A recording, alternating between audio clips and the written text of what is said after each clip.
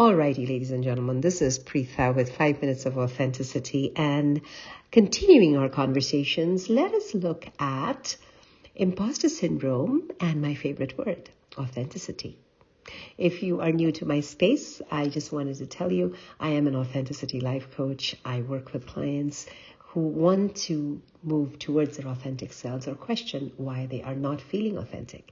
And one of the most interesting paradoxes between authenticity and imposter syndrome is that while authenticity thrives on truth, on growth, on acceptance, imposter syndrome thrives on fear and self-doubt.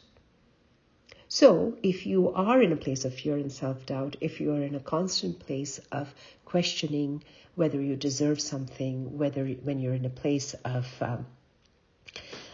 almost feeling you don't deserve, when you don't feel you're worthy, you are definitely not living an authentic life.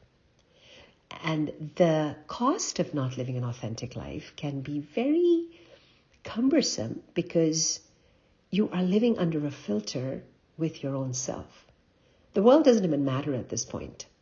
You are living with the fear of exposure, you're living with the fear of self-doubt, and of course, you are living with this web of perfectionism that you feel you need to come up to, you need to measure up to. So what happens is when we start to think about authenticity, we start to remove these filters one by one. We start to chip off at the little shackles that bind us.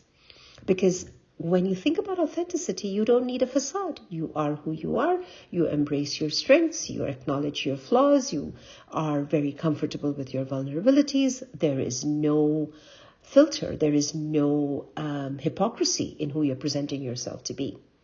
When you come from a place of authenticity, because you have eliminated those previous issues, there is no reason for self-doubt.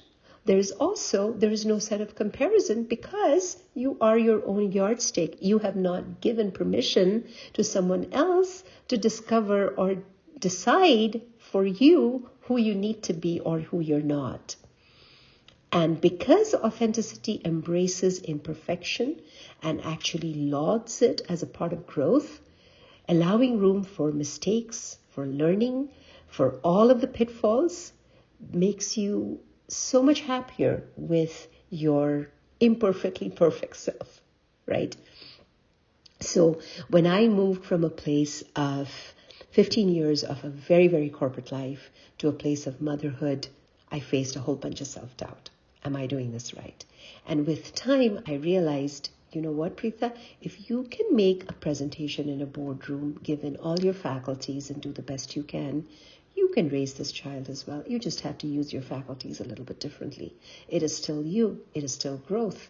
And if you are doing something that is out of your comfort zone, then yes, you are definitely growing. And it's okay to make a mistake. As mothers, as parents, as guardians, as we feel we have to get it all right, we don't.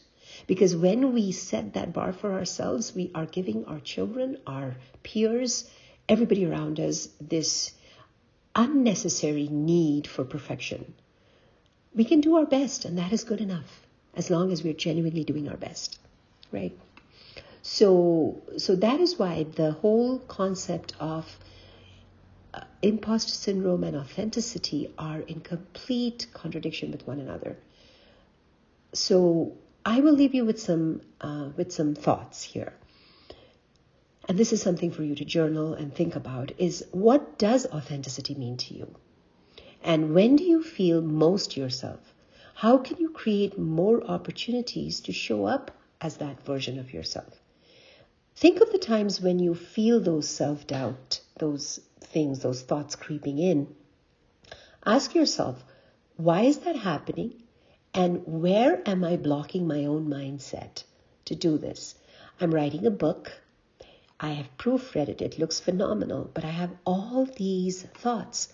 Question, what is the one thing that is holding you back, that is making you feel this way?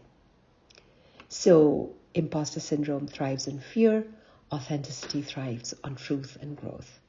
I absolutely, and with the deepest corner of my heart, wish you truth and growth.